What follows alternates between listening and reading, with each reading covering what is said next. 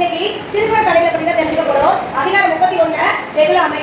வெகுளாமை அப்படின்னா சினம் கொள்ளாமை அப்படின்னு பொருள். சினம்னா என்ன அப்படின்னா கோபம் கொள்ளாமை.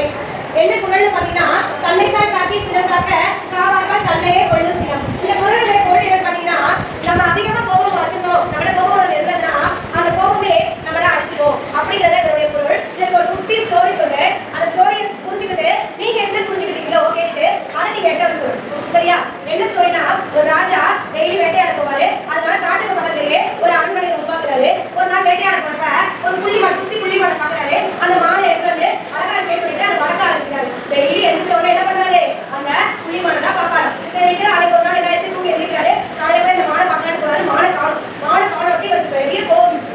கோவம் வந்தோடனே என்னாச்சுனாங்க, ஏன்னா மாடை காணவே அப்படின்னு கோவம் வந்துட்டு எல்லா பக்கமும் தேடி பார்க்கறாரு, கிடைக்கவே இல்லை. உடனே இது யாரோ எடுத்துட்டாங்க அப்படின்னு சொல்லி ரொம்ப கோவம் கொள்றாரு. உடனே கடவுள் அவர் முன்னாடி தோன்றவங்க அவருக்கு என்ன வர வேணும் அப்படின்னு கேட்கிறப்ப இந்த மாதிரி ஒரு அழகான புலிமான் கொடுத்து அந்த மானானது காணப்படுச்சு, எவன் எடுத்தாலும் தெரியல, அவனை என் கண்ணு முன்னாடி கொண்டுவாங்க அப்படின்னு அவனை நான் என்ன பண்றேன்னு பாருங்க அப்படின்னு அதிகம் கோவம் சொல்றாரு.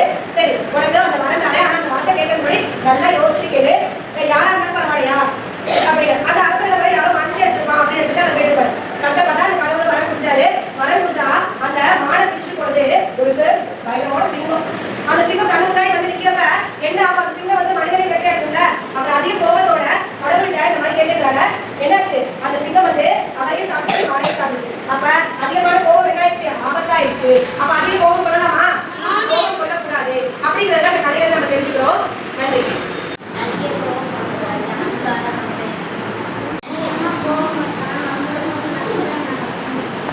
நஷ்டம்னே சொல்ல